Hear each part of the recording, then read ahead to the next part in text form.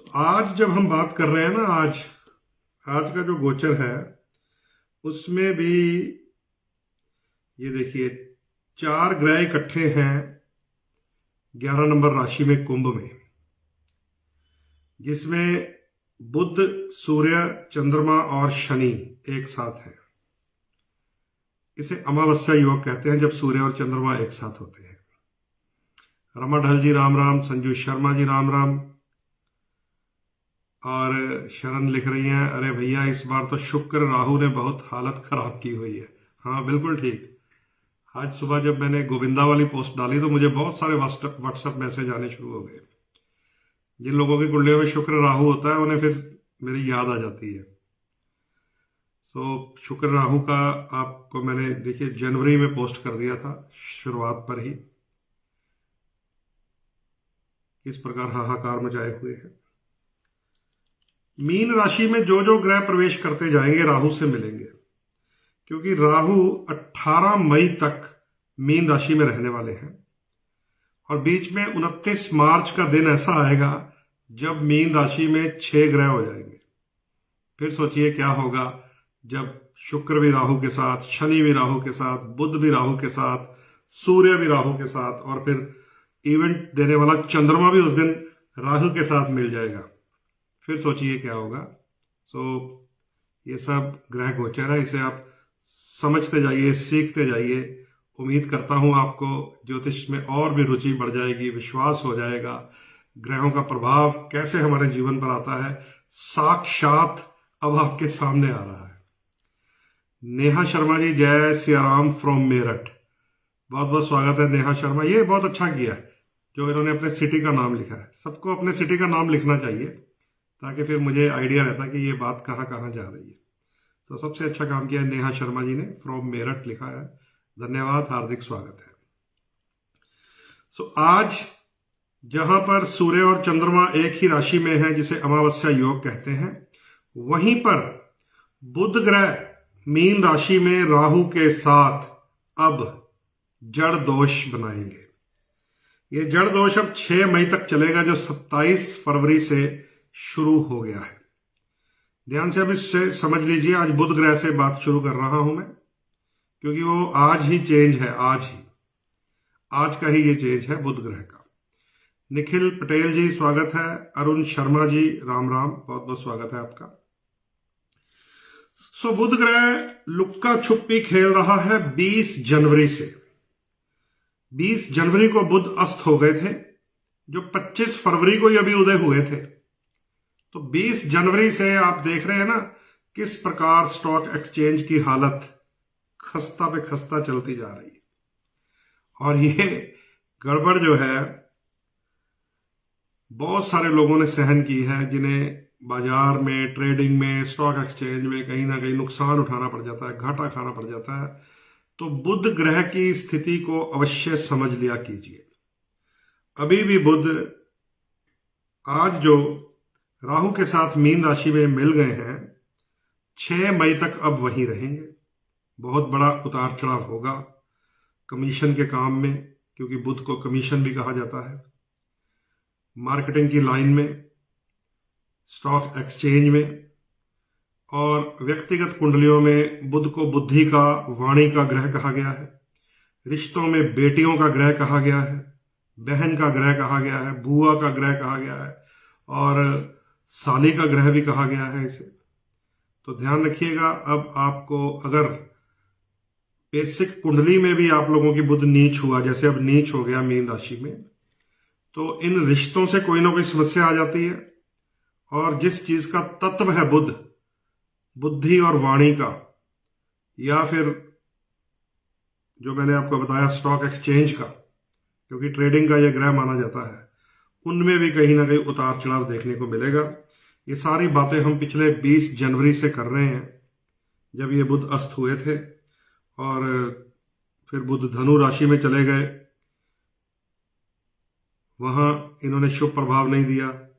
फिर 24 जनवरी से 11 फरवरी तक मकर राशि में चले गए, वहां पर भी अस्त ही थे। फिर 11 फरवरी से अब आज तक कुंभ राशि में चले गए, वहां पर अस्त।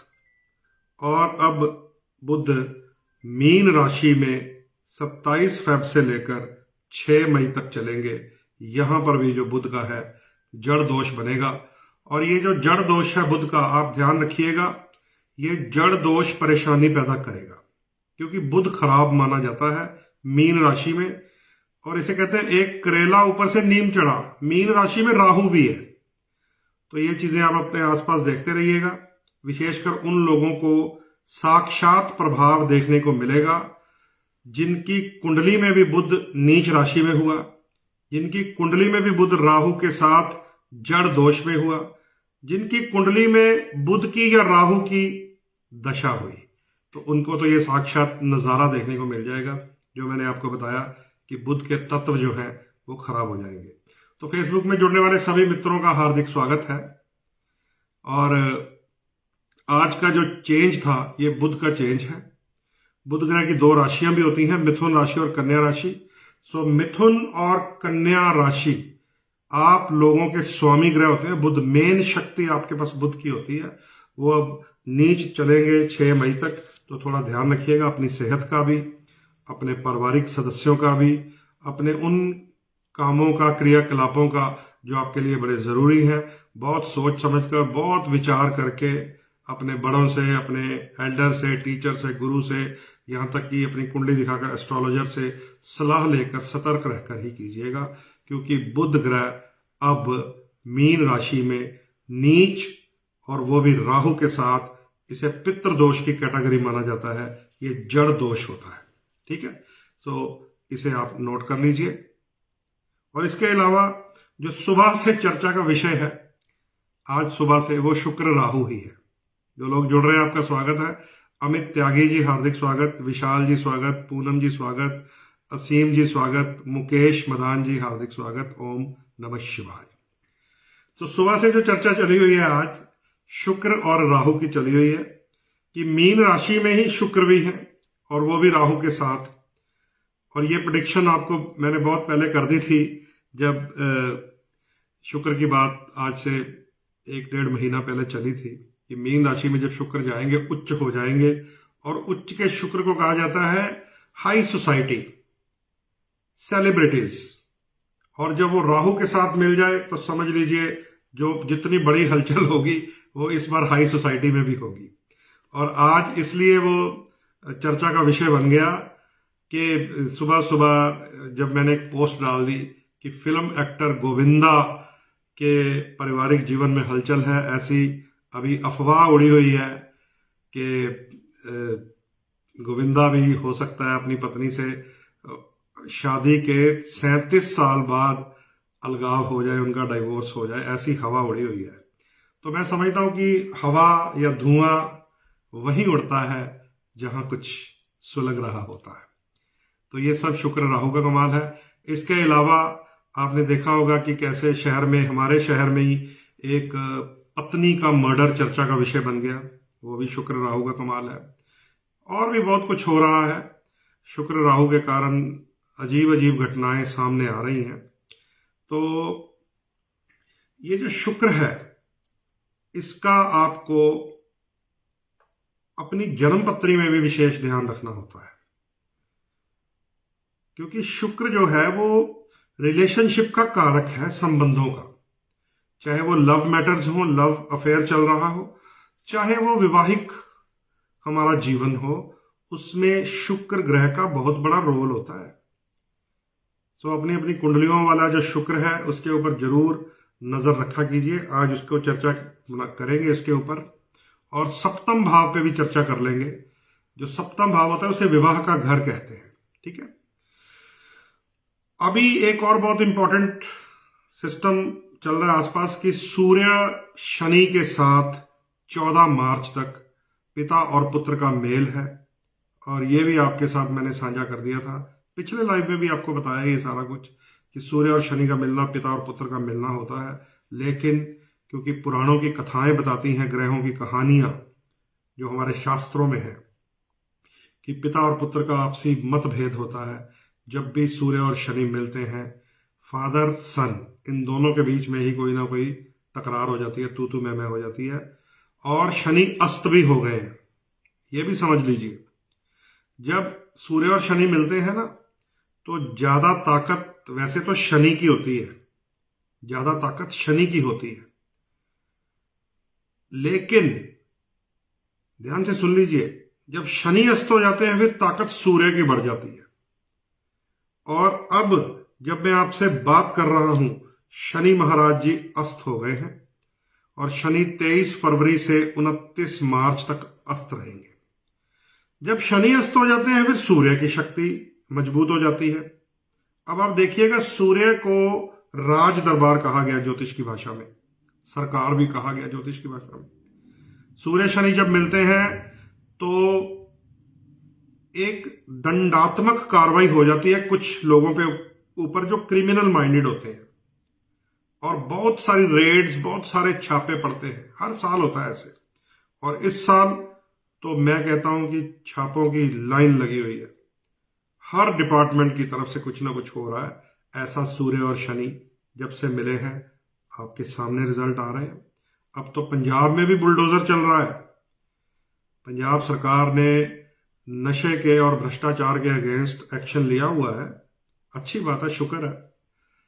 और पंजाब में भी योगी जी की तर्ज के ऊपर अब अपराधियों के घर पर बुलडोजर चल रहा है। यह है सूर्य की शक्ति। तो सूर्य शनि के साथ 14 मार्च तक रहेंगे। 14 मार्च के बाद यही सूर्य भी मीन राशि में चले जाएंगे, जहां पर शुक्र भी राहु के साथ है, बुध भी राहु के साथ, अब तब सूर्य भी राहु के साथ हो जाएंगे। तो 14 मार्च के बाद की बात है वो। 14 मार्च से फिर तकरीबन 13 अप्रैल तक वो सूर्य और राहु एक साथ रहेंगे मीन राशि में। तो कितने ग्रह हो जाएंगे मीन राशि में 14 मार्च से? सूर्य, बुध और शुक्र, ये तीनों ग्रह राहु की लपेट में आ जाएंगे। और 29 मार्च को फिर शनि भी वहां चले जाएंगे। कितना इंपॉर्टेंट गोचर बनने वाला है, क्योंकि जब ज्योतिष की हम पुस्तक उठाते हैं ना, तो उसमें इन जोड़ियों के, इन युतियों को नाम दिए गए हैं। सूर्य राहु को ग्रहण दोष कहा गया है, शुक्र राहु को लक्ष्मी श्राप कहा गया है, शनि राहु को प्रेत छाया कहा गया है, बुध राहु को अभी अभी मैंने आपको बताया कि जड़ दोष कहा गया है। ये सारा कुछ होना है अब मीन राशि में। और 29 और 30 मार्च तो 2 दिन ऐसे हैं जब चंद्रमा भी वहां पहुंच जाएंगे। 6 ग्रह होंगे वहां पे, और कोई बहुत बड़ी उथल पुथल होगी, लंबी हलचल होगी। कहीं ना कहीं इन ग्रहों का जो प्रभाव है जीवन में हमें दिखाई देता ही है। आजकल भी आप लोग रोज मेरा फेसबुक के ऊपर पोस्ट देख ही रहे हैं, और उसके साथ संबंधित जितनी न्यूज आ रही है वो भी आपको समझ आ ही रही है कि यह इन्हीं ग्रहों के कारण हो रहा है। अभी अभी जैसे सूर्य शनि की बात की मैंने, तो मैंने आज एक कोर्ट का फैसला देखा। आज पंजाब की ही बात है कि कोर्ट ने एक पुत्र को लताड़ लगाई है, पुत्र को लताड़ लगाई है कि अपने पिता की सारी संपत्ति अपने नाम पर करने के बाद अब उनकी वो केयर नहीं कर रहा। और ऐसे ही कलयुगी संतान है हमारी कि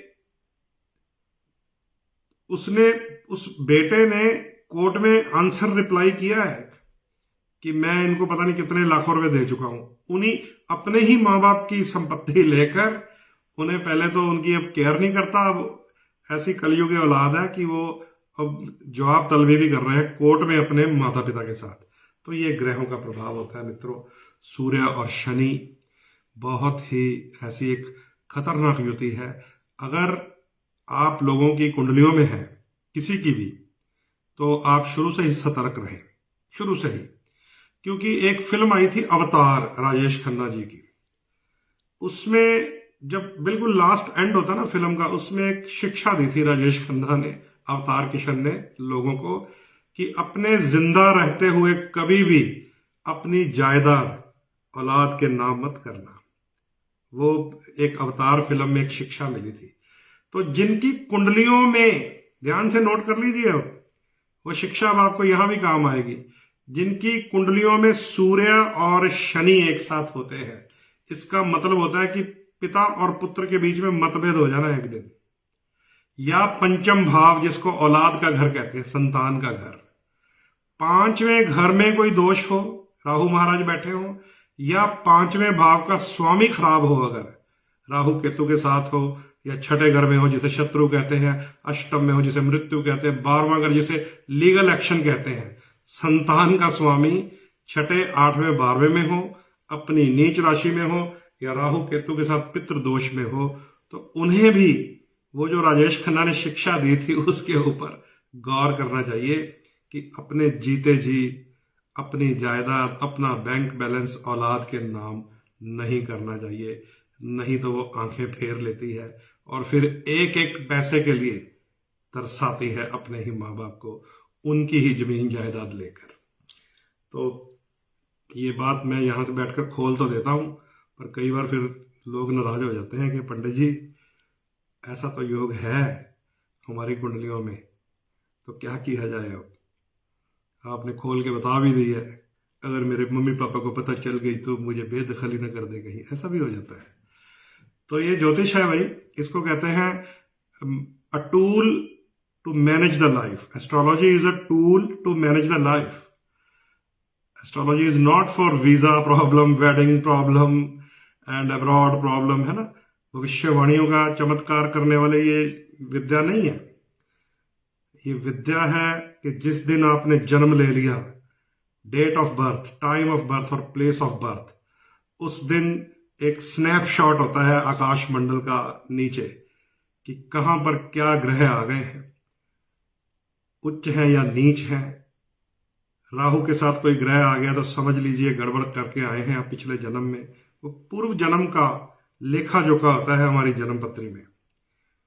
तो ये ध्यान रखिए, सूर्य और शनि, पिता और पुत्र, 14 मार्च तक अभी पितृदोष में है। उसके बाद 14 मार्च के बाद सूर्य मीन राशि में चले जाएंगे, राहु के साथ मिल जाएंगे जो 13 अप्रैल तक रहेंगे। ये भी समय ठीक नहीं है, विशेषकर मीन राशि में जब 4 ग्रह हो जाएंगे, बुध, शुक्र, सूर्य और राहु। शनिदेव के बारे में मैंने आपको बता ही दिया है कि अस्त हो गए हैं शनि, 23 फरवरी को हो गए थे, 29 मार्च तक अस्त रहेंगे।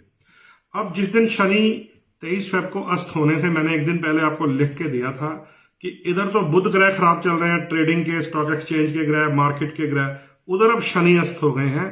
तो जितना भी इंडस्ट्रियल वर्क होता है, विशेषकर लोहे का, ऑटोमोबाइल का, तेल का, केमिकल का, उसमें भारी मंदी आ सकती है।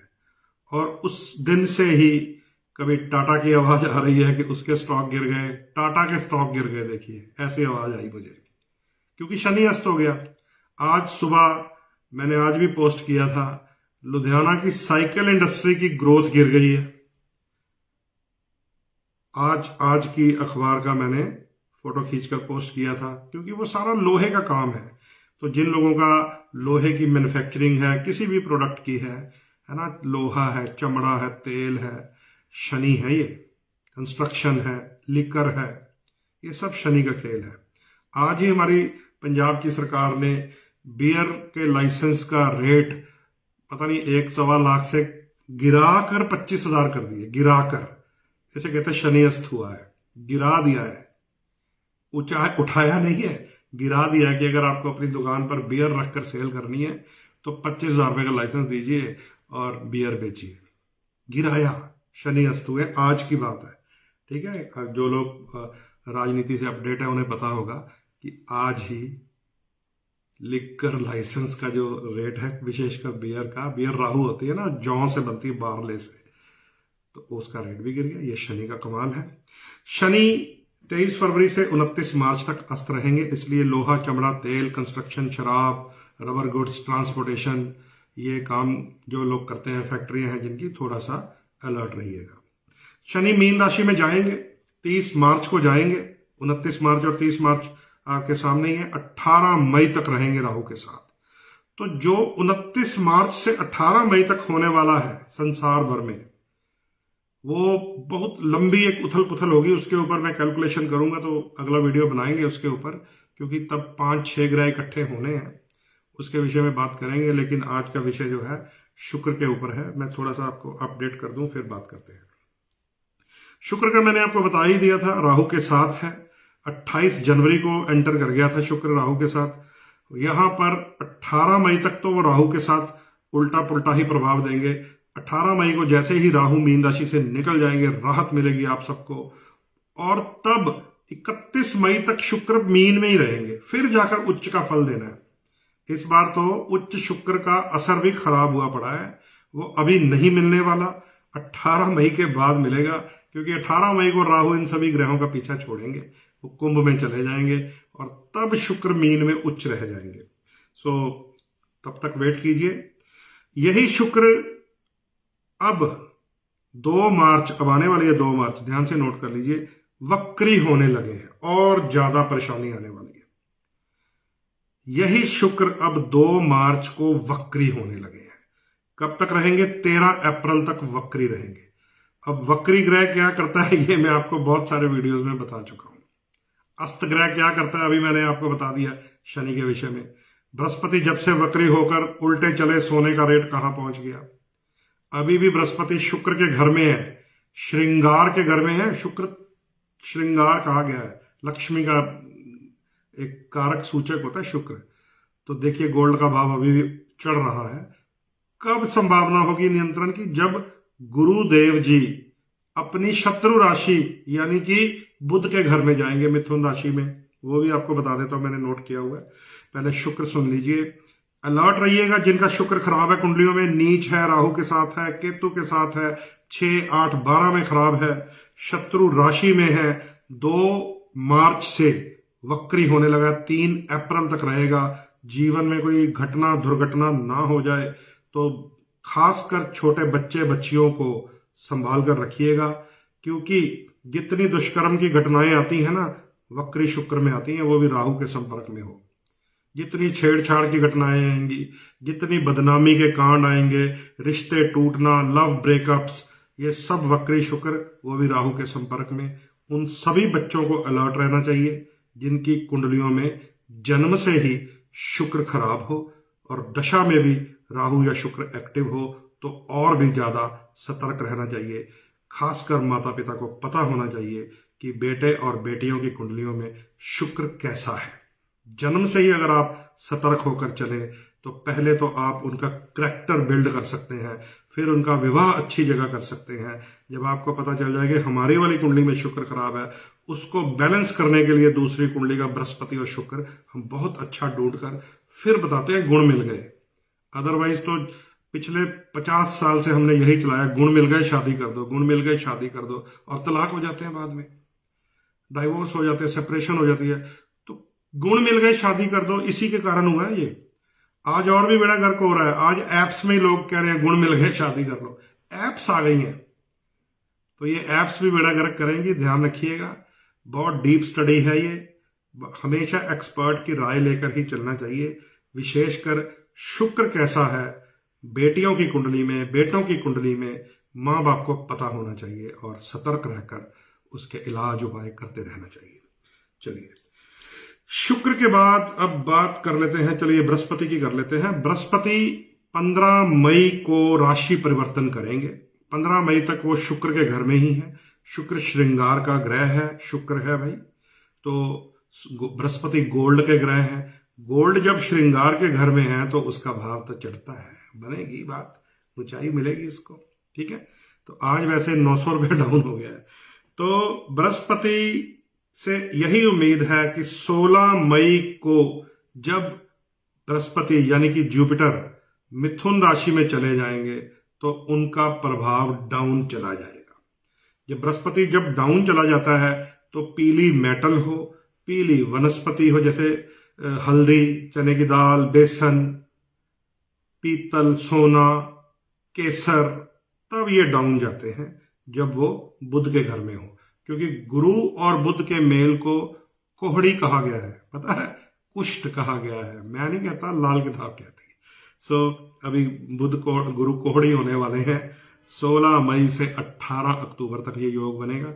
उसके बाद इस बार बृहस्पति जो उनकी चाल होती है ना 13 महीने की, वो नहीं चलेंगे, 18 अक्टूबर को ही बदल जाएंगे, मई से अक्टूबर तक। सो फिर कर्क राशि में फिर उच्च हो जाएंगे। गुरु 18 अक्टूबर 2025 को कर्क राशि में उच्च हो जाएंगे और जो फिर 1 साल उच्च रहेंगे। तो ये बृहस्पति का गोचर है। ये भी 15 मई को ही बदलेगा। उधर राहु के साथ सारे ग्रह मिले होंगे, इधर बृहस्पति भी डाउन चला जाएगा। तो मीन राशि में भी बहुत बड़ी हलचल होने वाली है और गुरु ग्रह भी उस समय डाउन चले जाएंगे। पता नहीं क्या बनने वाला है, कैलकुलेट करूंगा, अगला एपिसोड करेंगे इस पे। इसके बाद मंगल की बात कर लेते हैं। मंगल ग्रह वक्री से मार्गी तो हो गए हैं, मिथुन राशि में है, पर शत्रु की घर में ही है अभी। मिथुन राशि मंगल की शत्रु होती है, ब्लड का कारक होता है, ठीक है। तो ध्यान रखिएगा, शरीर में हमें तरह तरह की बीमारियां देने वाला मंगल बन जाता है, क्योंकि ब्लड सारे शरीर में है। अगर शत्रु राशि में तो प्रभाव आ जाता है, बीपी अप बीपी लो, वो आपकी कुंडली बताएगी। खारिश की समस्या होती है बहुत सारे लोगों को, इचिंग की समस्या। तो आज ही मैंने एक पोस्ट में देखा कि एक लड़की ने सुसाइड कर लिया। एक तो उसके कानों में प्रॉब्लम थी, एक उसको ईचिंग की प्रॉब्लम थी बॉडी पे। तो उसके कजन उसको तंग करते थे, व्यंग करते थे, तंज कसते थे उसके ऊपर कि तू तेन खाज पई है, तू खारिश है, जिंदा खारिश है। तो वो बेचारी सुसाइड कर गई। इतना ग्रहों का बैड इफेक्ट होता है। तो मंगल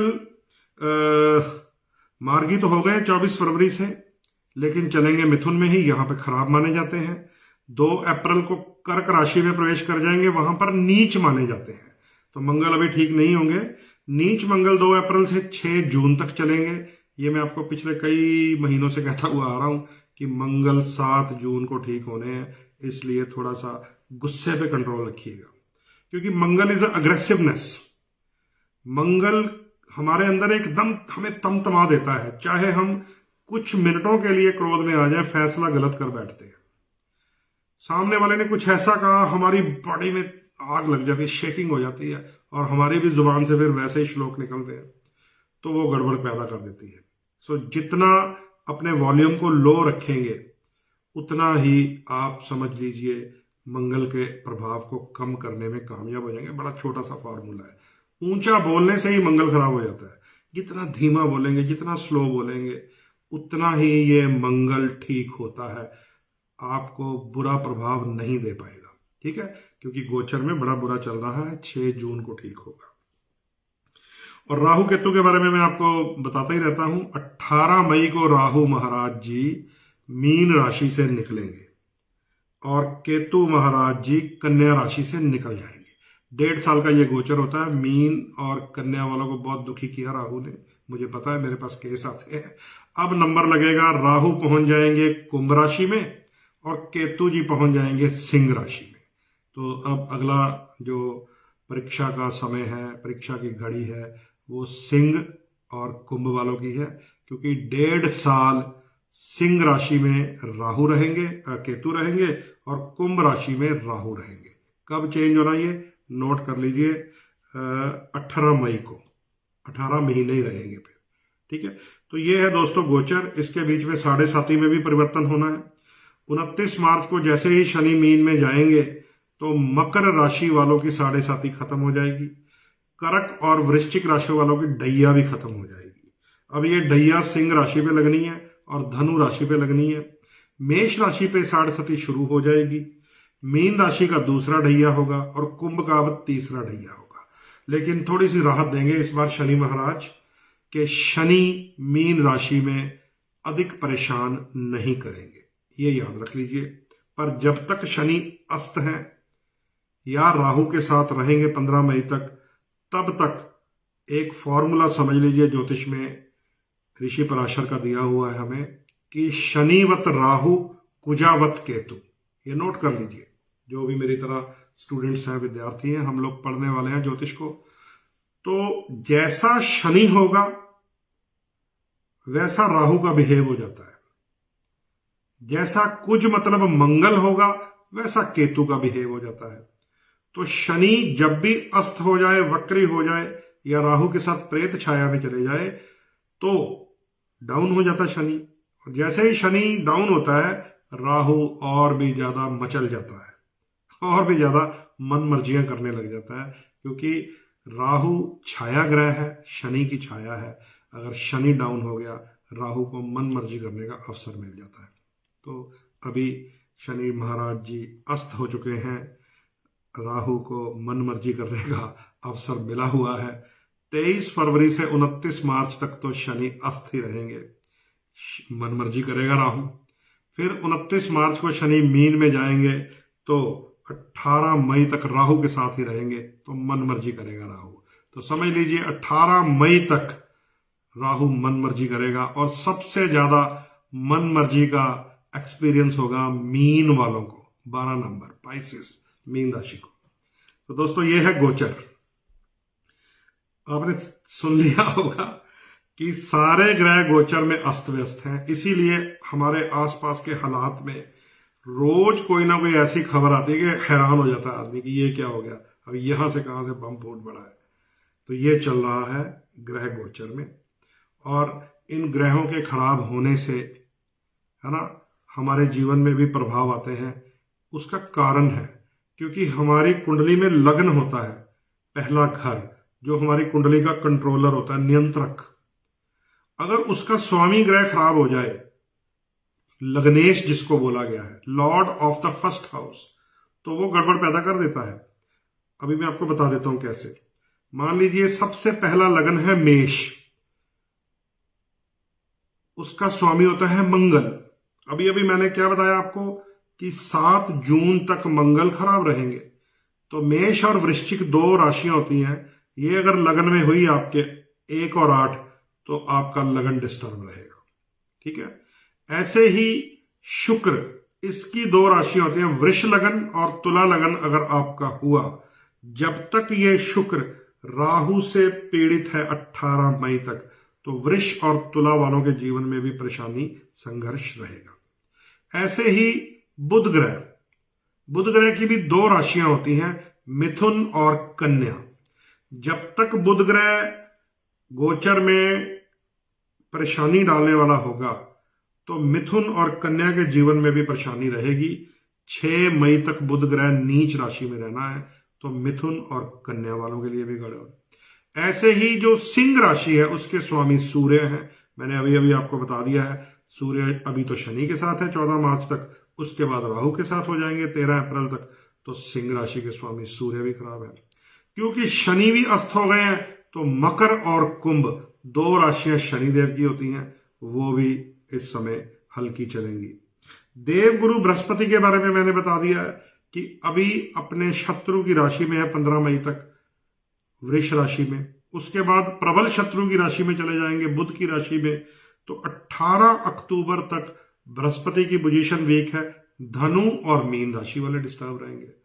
तो ये सारा सिस्टम हमारी राशियों के हिसाब से उन ग्रहों के डाउन होने से हमारे जीवन पे भी प्रभाव डालता है।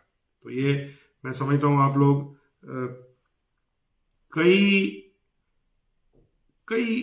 कई सालों से मेरे साथ जुड़े हुए हैं, अब तो आप सीख ही गए होंगे। बीच में एक लंबी चौड़ी बात लिखी है किसी ने, वो पढ़ लूं, वो सामने वाला मोबाइल दूर है थोड़ा सा।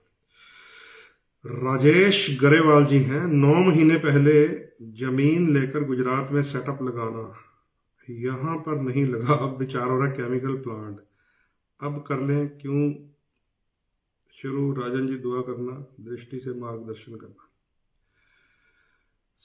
ये मैं समझा कोई जनरल क्वेश्चन है, ये तो आपने कोई अपनी प्राइवेट लाइफ का क्वेश्चन पूछा हुआ है।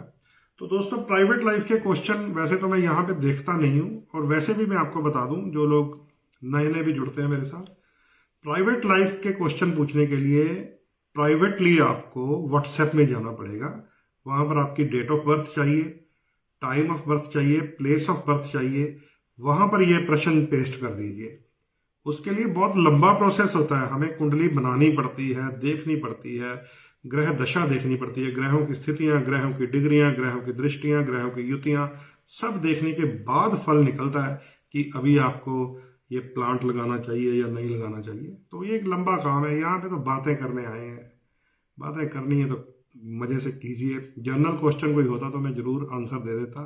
प्राइवेट कुंडली देखने के लिए तो ये मंच नहीं है, उसके लिए आप या तो ऑफिस विजिट कर सकते हैं अगर लुधियाना में रहते हैं, नहीं लुधियाना में रहते हैं तो दुनिया के किसी कोने में रहते हैं तो व्हाट्सएप में मिलिए मुझसे, ठीक है। यहाँ पर ये कुंडलियां देखने का मंच नहीं है। किसी को टाइमिंग पता करनी है, किसी को फीस पता करनी है, किसी को डिटेल पता करनी है, तो 9872065786 वहां पर जाइए, ठीक है। यहाँ पे ना तो फीस बताई जाती है क्योंकि मर्यादाहीनता लगती है, यहाँ पे ना कुंडली खोल के बताऊंगा। तो यहाँ पे तो सिर्फ ग्रह गोचर, जर्नल बातें, डिस्कशन ऑफ प्लैनेट्स, ग्रहों के तत्व क्या करते हैं, आजकल हमारे जीवन पे क्या प्रभाव है, कौन सा ग्रह सबसे ज्यादा इंपॉर्टेंट है जो लाइफ में हलचल पैदा करता है, उसको फिर हम एक सब्जेक्ट बना लेते हैं। जैसे आज का सब्जेक्ट है शुक्र ग्रह। चलिए, तो पहला सेशन आपको ग्रह गोचर पर लगा दिया 38 मिनट्स का। अगला आधा घंटा हम शुक्र की बातें करते हैं, ठीक है। उम्मीद है कि जो लोग कुछ पूछना चाहते हैं उन्हें मैसेज मिल गया होगा। यहाँ पे मैं नंबर टाइप कर देता हूँ 9872065786। ये लीजिए, यहाँ पे आप व्हाट्सएप कर दीजिए, व्हाट्सएप एस्ट्रो सर्विस, लीजिए मैंने टाइप कर दिया, ठीक है। आप यहाँ से मेरा अब आपकी लाइन में ही आ गया होगा मेरा मोबाइल नंबर, वहाँ पे जाइएगा व्हाट्सएप में, वहाँ पे लिखिएगा अपना नाम, डेट, टाइम, प्लेस और वॉइस मैसेज। वॉइस सबसे बढ़िया होती है क्योंकि आपके लिए टाइप करना भी मुश्किल होगा।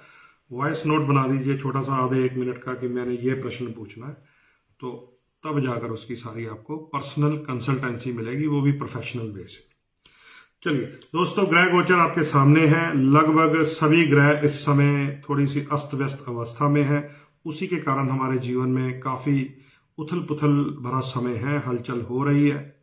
तो आज सुबह उठते ही जब शुक्र ग्रह संबंधित पोस्ट मैंने डाली थी कि गोविंदा एक्टर है, फिल्म एक्टर है हमारे, उनके पारिवारिक जीवन के विषय में एक हवा उड़ी हुई है। अभी मुझे पता नहीं है वो र्यूमर है या क्या है, पर ग्रह गोचर वही है जो र्यूमर आ रही है कि गोविंदा फिल्म एक्टर अपनी जो घरेलू जीवन है, पारिवारिक जीवन है, उसको छोड़कर डाइवोर्स में जा रहे हैं। कब?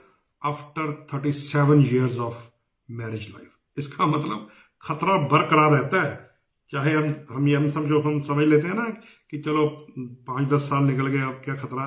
खतरा 37 ईयर के बाद भी बरकरार रहता है अगर कुंडली में शुक्र ग्रह खराब हो, 7th हाउस डिस्टर्ब हो। समझ गए? 7th हाउस क्या होता है? मैरिज का हाउस। 5th हाउस अचानक एक्टिव हो जाए उस एज में जब उसका और कोई उपयोग ना हो। कैसे? जो 5वां घर होता है उसको कहते हैं संतान का घर, एजुकेशन का घर, प्रेम संबंधों का घर, सडन गेन भी कहते हैं, स्टॉक एक्सचेंज का घर भी हम उसको ही मानते हैं। जब आप एज में शेड्यूल हो जाते हैं ना, तो स्टूडेंट एज में उसको क्या कहते हैं? एजुकेशन का घर। थोड़ा यंग एज में चले जाए उसको लव अफेयर का घर। मैरिज होने के बाद उसको कहते हैं औलाद का घर। और जब ये सारे काम कर लिए, माइंड फ्री हो गया, आफ्टर 40 बन जाता बंदा नॉटी, तो वो बन जाता गर्लफ्रेंड या बॉयफ्रेंड का फिर से घर। तो अचानक अगर किसी की कुंडली में आफ्टर 40, आफ्टर 45, जैसे गोविंदा की कुंडली में आफ्टर 60 साल की एज है, 61 ईयर्स का है वो, आफ्टर 60 अगर पंचम भाव दोबारा रिएक्टिव हो जाए, तो ना तो उसने पढ़ाई करनी है, ना उसने औलाद पैदा करनी है। स्टॉक एक्सचेंज का अगर कर रहा होगा तो पता नहीं है, लेकिन पब्लिक लाइफ में है तो ये पता चल गया है कि पंचम भाव लव अफेयर को उसने फिर से एक्टिव कर दिया है। समझे? और अगर ये गोचर चल रहा हुआ राहु वाला, तो जो आपके सामने बातें हो रही हैं कि वो मैरिज लाइफ में डिस्टर्बेंस पैदा कर देता है। मैरिज लाइफ का ग्रह कौन सा है? वो 7वां घर होता है। उसमें एक राशि लिखी होती है, सबकी कुंडली के 7th हाउस में एक नंबर लिखा होता है, उसका स्वामी होता है मैरिज लाइफ का ग्रह। तो आइए आज इसको टॉपिक बनाएंगे, ठीक है। उम्मीद है कि आपको समझ आ रही होगी जो भी बातें मैं आपके साथ साझी कर रहा हूं। तो आ रही है तो ऑफलाइन थोड़ी सी बात आपसे कर लेता हूं टॉपिक शुरू करने से पहले। हमारे साथ जुड़े हुए हैं एस्ट्रोलॉजर मोहन शर्मा जी, हार्दिक स्वागत है। हमारे पंडित जी हैं। और राजेश गरेवाल जी को तो चलो मैंने मैसेज डाल दिया था। प्रदीप ढल जी ने लिखा है 4 और 5 बेलपत्री की क्या विशेषता है? ये बहुत एक अद्भुत, आज मैं आपके साथ बात साझी करता हूं, लेकिन आज विषय नहीं बनाएंगे इसको, कि शिवरात्रि के दिन जब पूजा करने गए हम श्री गीता मंदिर विकास नगर में, तो प्रदीप जी ने मुझे वहां पर एक बेलपत्री का वृक्ष है शंकर भगवान के पहाड़ी के ऊपर, वहां छोटी सी पहाड़ी बनाई हुई है, वहां से 3 पत्ती का बेलपत्र तो हम सब देखते ही हैं, उन्होंने मुझे 5 पत्ती का बेलपत्र और 4 पत्तियों का बेलपत्र दिया। तो मैंने तो शास्त्र में पढ़ा हुआ है कि 5 पत्ती का बेलपत्र मतलब जो पंच महाभूत है, अग्नि पृथ्वी जल वायु आकाश का सूचक होता है, और 4 पत्तियों वाला बेलपत्र 4 वेदों का सूचक होता है। और शिव पुराण में ये लिखा हुआ है कि ये 5 पत्ते और 4 पत्ते वहीं प्रकट होंगे जो जगह जागृत होती है, जहां पर शंकर जी का आशीर्वाद हो। तो गीता मंदिर लुधियाना का तीर्थ स्थान है, लुधियाना का क्या, उत्तर भारत का वो मुख्य तीर्थ स्थान बना हुआ है। वहां पर 5 पत्ते और 4 पत्ते वाले बेल पत्री के दर्शन करने को मिला, और उसी के साथ शिव जी का अभिषेक और पूजा करने का अवसर सौभाग्य प्राप्त हुआ।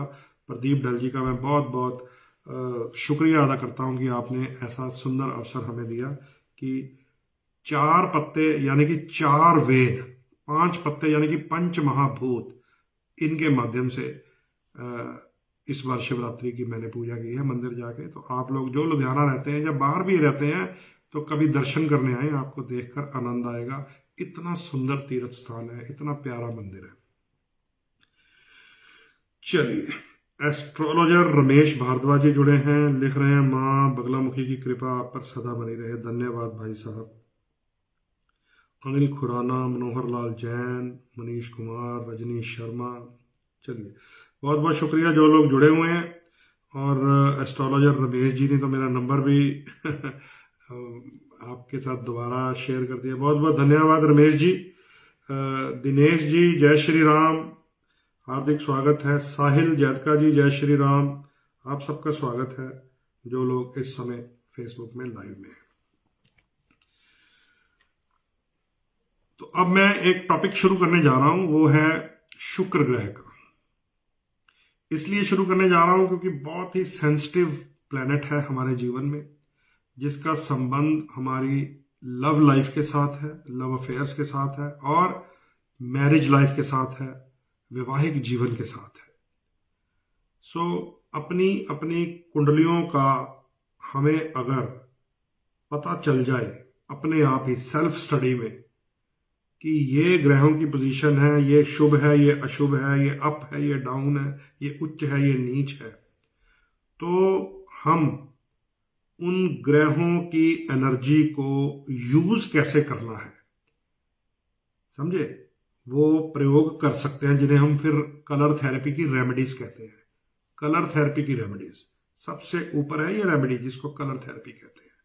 ये होगा तभी जब हमें अपनी कुंडली की जानकारी होगी। इसलिए ये एक ऐसा सब्जेक्ट है जिसे ज्योतिष शास्त्र कहते हैं। पुरातन समय में जब गुरुकुल का युग था हमारे देश में, सभी के लिए था।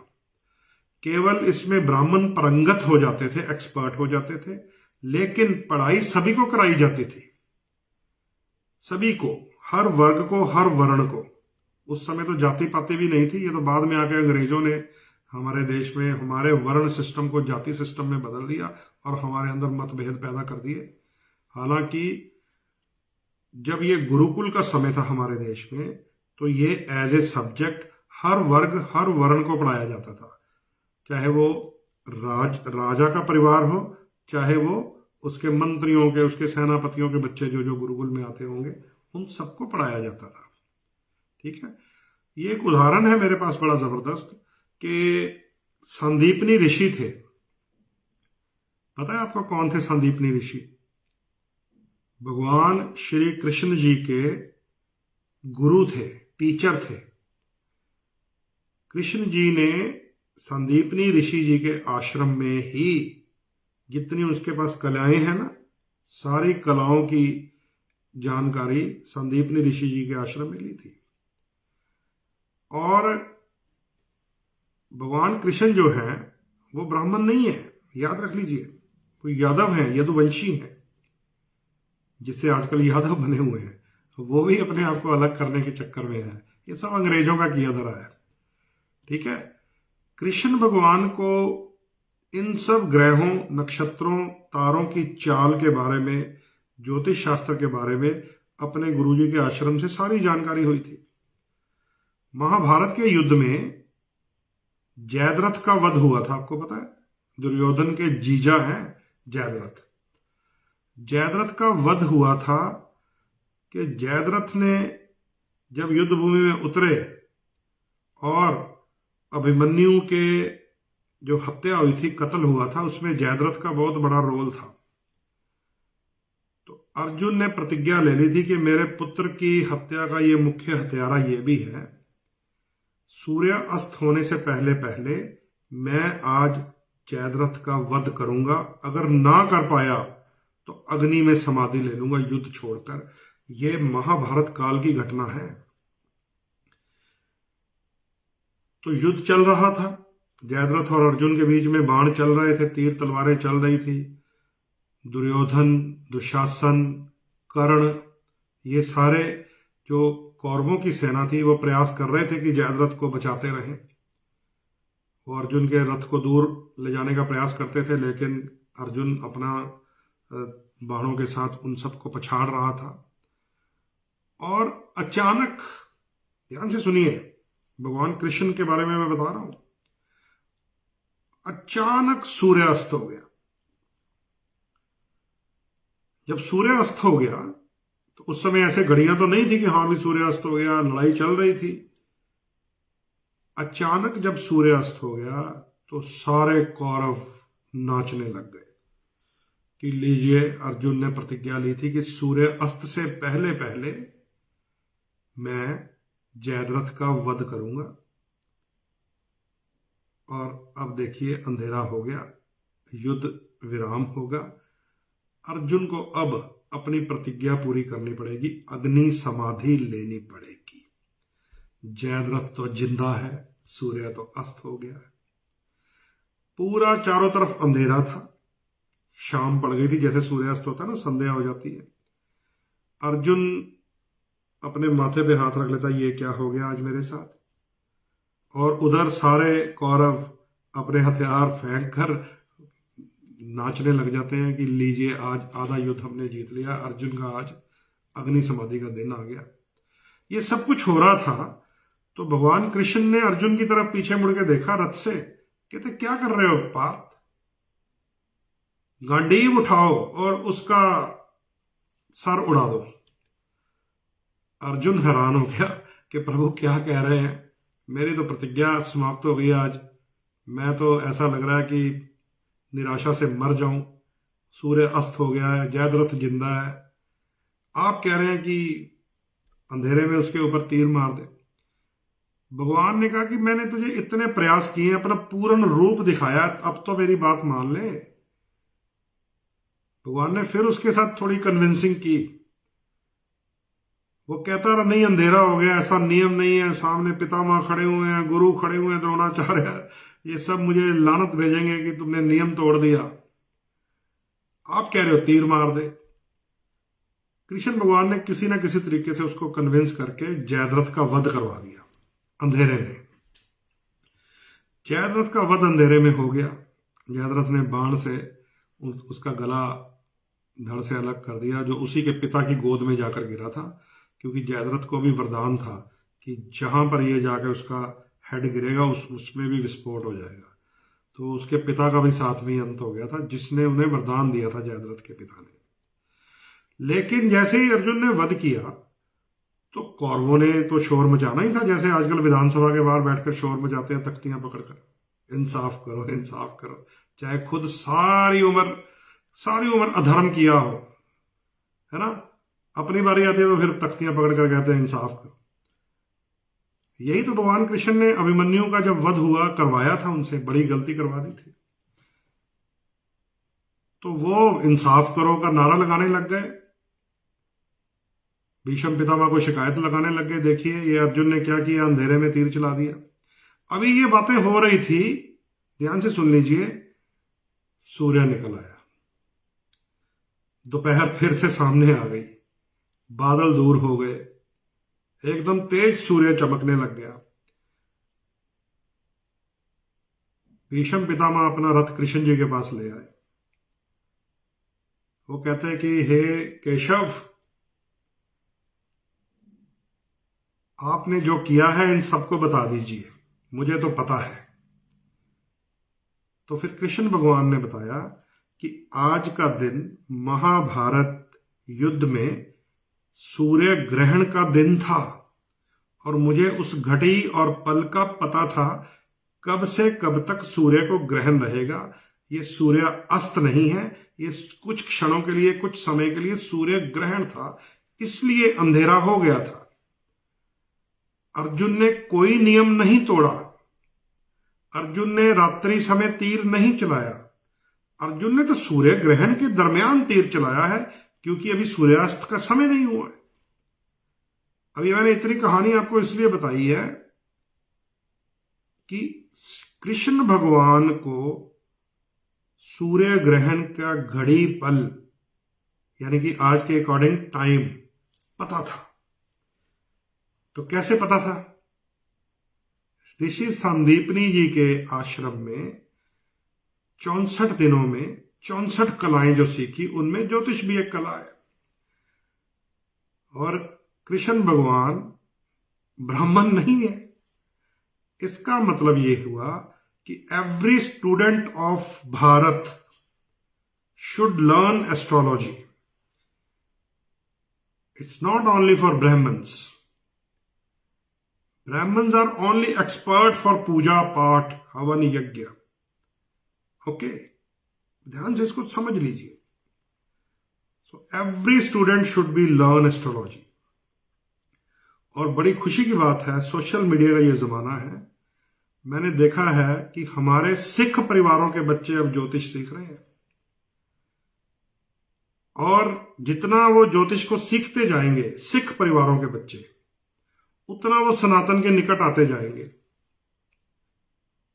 2-3 मित्र हैं जिन्हें मैंने पॉडकास्ट पे भी देखा है, और बड़ा मन को प्रसन्नता हुई कि जो लोग पिछले कुछ समय से हम नहीं मानते जी हम, अब उनके बच्चे ज्योतिष सीख रहे हैं।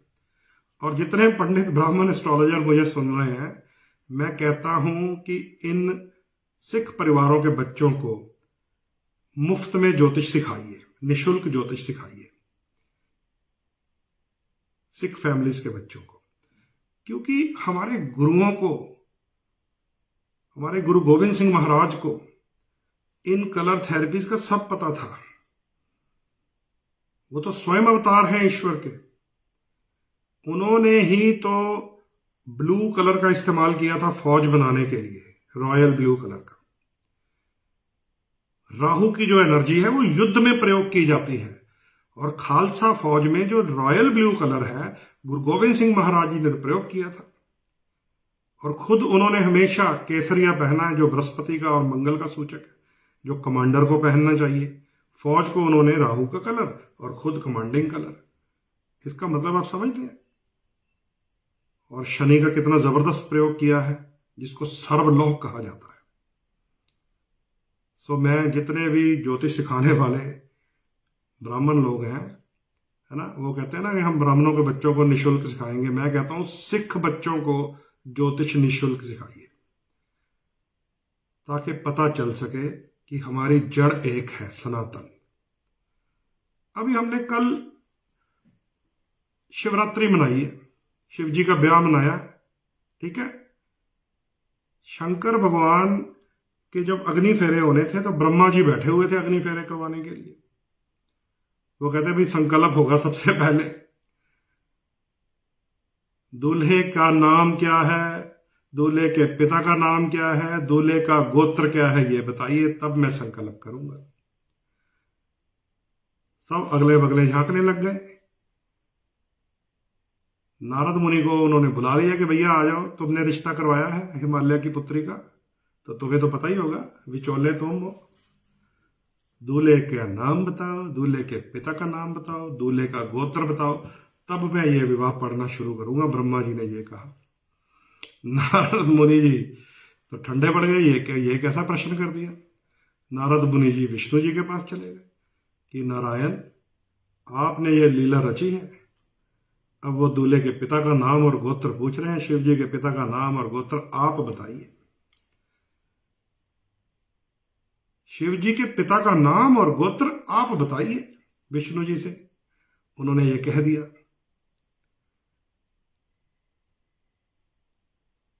तो आपको पता है क्या आंसर दिया विष्णु जी ने? कितने लोग सुन रहे हैं, बहुत सारे मेरे एस्ट्रोलॉजर दोस्त सुन रहे हैं, कर्मकांडी ब्राह्मण भाई सुन रहे हैं, जतिन शर्मा जी सुन रहे हैं, मोहन शर्मा जी सुन रहे हैं। ब्रह्मा जी ने शिव जी के पिता का नाम पूछा। वो बोले मैंने संकल्प करना है भाई, गोत्र भी चाहिए मुझे। तो नारद जी घबरा गए, विष्णु जी के पास चले गए। तो विष्णु जी ने जो उनको उत्तर दिया उसे आप पढ़िए कभी। विष्णु जी ने उन्हें बताया कि ये महादेव हैं, जो अकाल है, अकाल,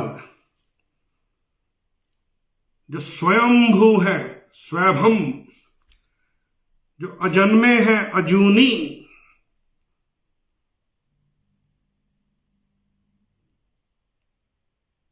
जो एक विशाल प्रतिबिंब के रूप में प्रकट हुए,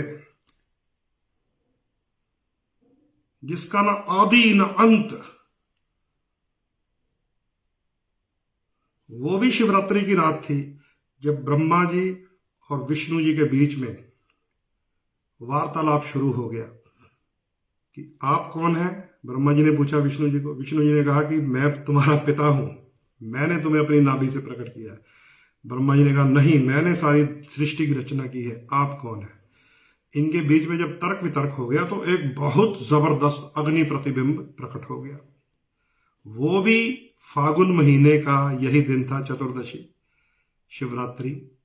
और फिर युगों के बाद जब सती ने अपने आप को दाह कर लिया, भगवान वियोग में चले गए, शंकर भगवान, और फिर उन्हें गृहस्थी बनाने के लिए सभी देवताओं ने मिलकर मां पार्वती को प्रेरित किया,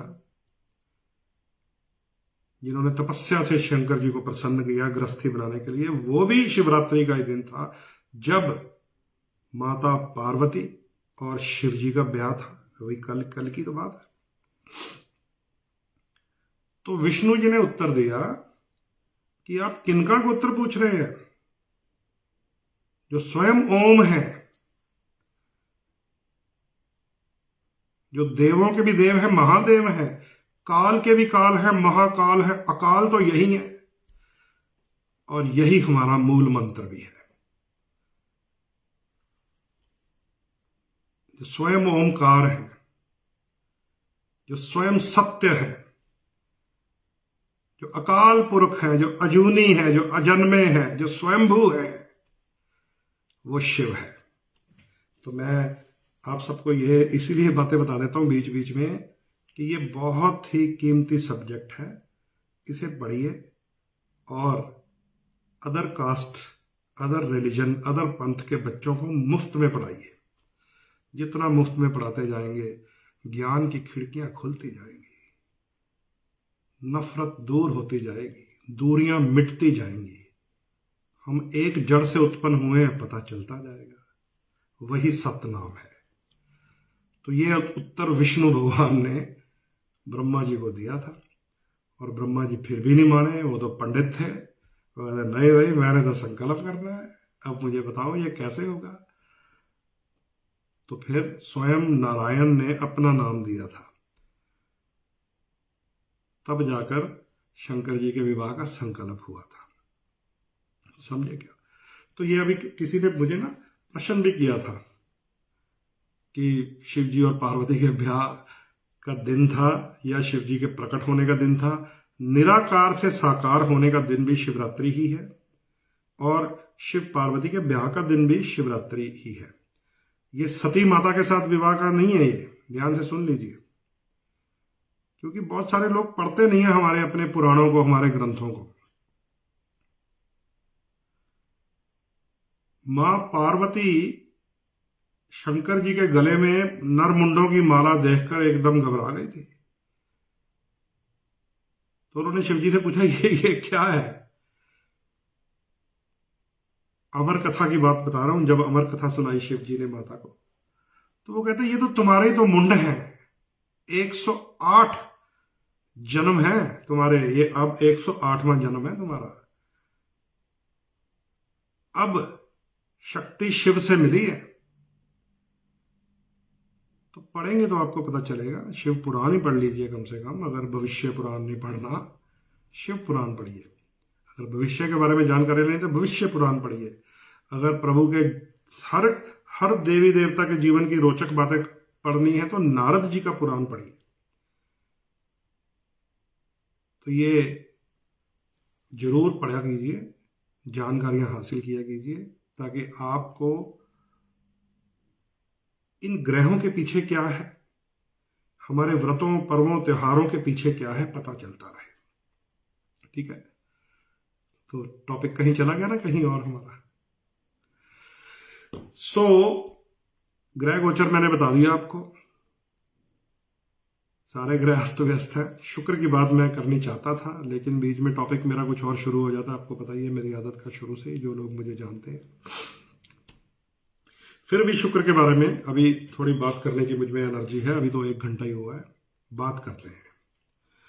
शुक्र ग्रह मीन राशि में है, राहु के साथ है, 18 मई तक अभी तक वहीं रहेंगे और गड़बड़ असर मिलता रहेगा, थोड़ा सा हमें ध्यान रखना है।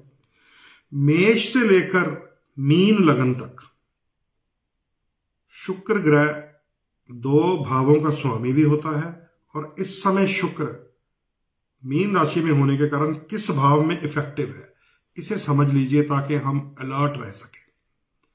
और शुक्र का खराब होना मैंने इस एपिसोड की शुरुआत में आपको बता दिया है, हमारे वैवाहिक जीवन पर भी प्रभाव डालता है, हमारी लव लाइफ पर भी प्रभाव डालता है, हमारी शारीरिक क्षमता पर भी प्रभाव डालता है, हमारे प्रजनन अंगों पर, यौन अंगों पर भी प्रभाव डालता है, पुरुष के स्पर्म पर प्रभाव डालता है, लेडीज के संतान पैदा करने की शक्ति के ऊपर प्रभाव डालता है। अगर शुक्र खराब हो तो भी औलाद पैदा करने में भी समस्याएं आती हैं।